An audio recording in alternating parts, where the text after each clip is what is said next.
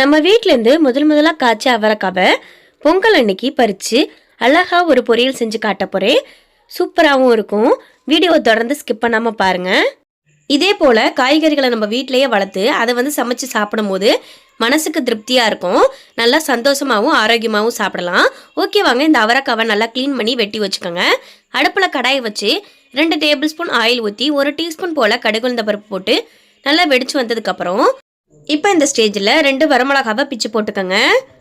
வரமிளகா போட்டோன்னே 1 கொத்து கருவேப்பிலை, 2 பெரிய வெங்காயம் எல்லாத்தையுமே போட்டு நல்லா வதக்கி விட்டுக்கோங்க.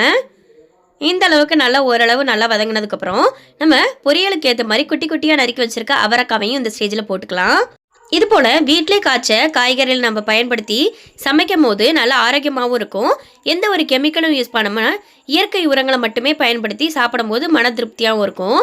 இப்போ அவரைக்காய் எல்லாத்தையுமே நல்லா முழுமையாக போட்டதுக்கப்புறம் அடுப்பை லோ ஃப்ளேம்லேயே வச்சு நல்லா வதக்கி விட்டுக்கோங்க. நல்லா இந்த அளவுக்கு நல்லா வதங்கினதுக்கப்புறம் இந்த ஸ்டேஜில் மசாலாக்கெல்லாம் போட்டுக்கலாம். 1 டீஸ்பூன் போல் மஞ்சள்தூள் போட்டுக்கோங்க. காரத்திற்கேற்ப 1 டேபிள் ஸ்பூன் போல் மிளகாய் தூள் போட்டுக்கோங்க. இப்போ மிளகாய் தூள் போட்டு நல்லா மிக்ஸ் பண்ணி விட்டுக்கோங்க. இது கூடவே 1 டேபிள் ஸ்பூன் போல் உப்பு போட்டுக்கோங்க. உப்பு போட்டு நல்லா லோ ஃப்ளேம்லேயே வச்சு நல்லா மூடி போட்டு வேக வச்சோம் அப்படின்னா டக்குன்னு வெந்துடும். தண்ணியெல்லாம் ஊற்றி வேக வைக்க தேவையில்லை, சீக்கிரமாகவே வெந்துடும் இந்த காய். இப்போ எல்லாத்தையுமே போட்டு நல்லா உப்பு போட்டதுக்கப்புறம் ஒரு தடவை நல்லா மிக்ஸ் பண்ணி மூடி போட்டு மூடி வச்சுருங்க ஒரு 5 நிமிஷத்துக்கு.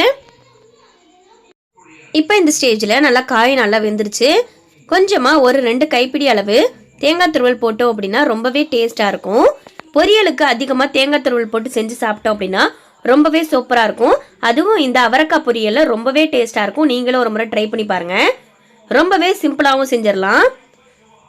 இது போல் எல்லாத்தையுமே தேங்காய் துருவல் போட்டதுக்கப்புறம் நல்லா மிக்ஸ் பண்ணி நல்லா மூடி போட்டு ஒரு 5 நிமிஷத்தில் அடுப்பை ஆஃப் பண்ணிட்டோம் அப்படின்னா ரொம்பவே டேஸ்டான அவரைக்காய் பொரியல் நம்ம வீட்டிலேயே பறித்த அவரைக்காவை வச்சு சூப்பரான அவரைக்காய் பொரியல் ரெடி பண்ணியாச்சு. நல்லா இந்த அளவுக்கு ரெடி ஆனதுக்கப்புறம் அடுப்பை ஆஃப் பண்ணிட்டு சர்வ் பண்ணுங்கள்.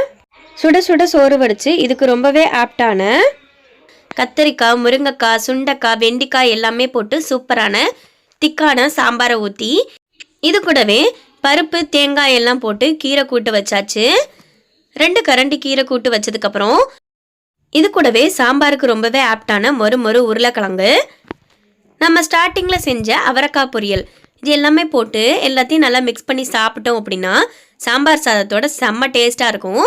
இதே காம்பினேஷனில் யார் யாரெல்லாம் சாப்பிடுவீங்க, யார் யாருக்கெல்லாம் இதே போல் நிறையா சைடிஷ் வச்சு சாப்பிடணும்னு ரொம்ப பிடிக்குமோ அவங்க உங்கள் கருத்துக்களை கமெண்ட்ல சொல்லுங்கள்.